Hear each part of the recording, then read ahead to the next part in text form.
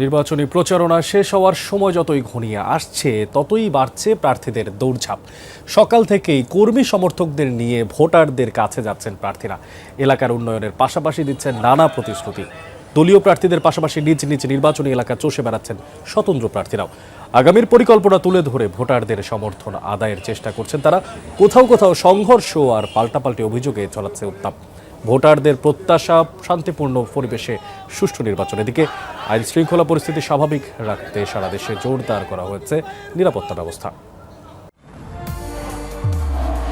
নির্মাণে number 1 Shah cement.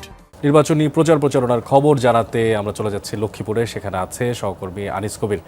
Anis, প্রার্থীদের গণসংযোগ কেমন দেখতে পাচ্ছেন এবং নির্বাচনী পরিবেশ নিয়ে তারা কি বলছেন?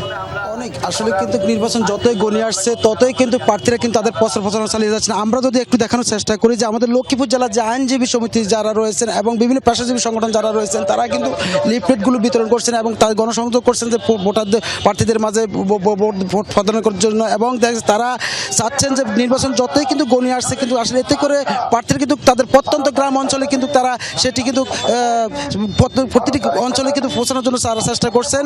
যার একটি মাত্র কারণ হচ্ছে প্রতিটি ভোটে তাদের কিন্তু চাচ্ছেন যে তারা যে প্রার্থীরা যেন তাদের যে গণসংযোগ রয়েছে সেই ঘরে ঘরে গিয়ে তাদের পৌঁছানোর জন্য এবং সেই পক্ষ থেকে তারা চালিয়ে যাচ্ছেন। এবং নির্বাচনী কেন্দ্র করে কিন্তু আসলে কিন্তু লক্ষ্মীপুর জেলায় কিন্তু যে অবৈধ অস্ত্র রয়েছে সেই সংখ্যা রয়েছেন ভোটারদের মাঝে।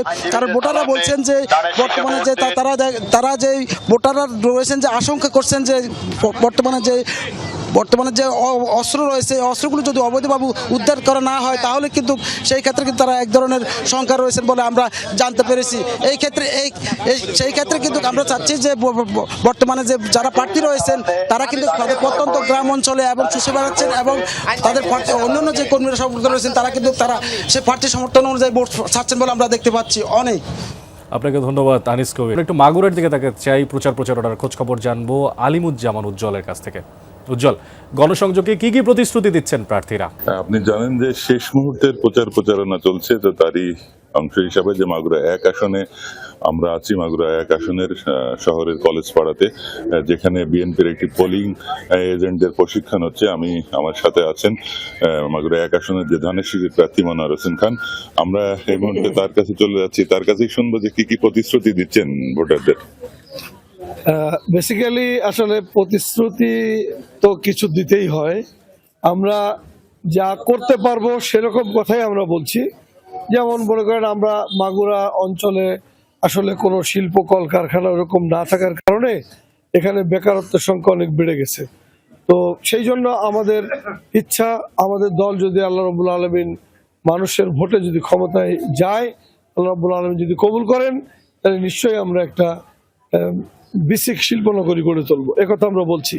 আমরা এর পাশাপাশি এটাও বলি যে শুধুমাত্র যে এই বেকার সমস্যার সমাধান তাই নয়, আমাদের এইখানে একটি কারিগরি বিশ্ববিদ্যালয় নাই আশেপাশে।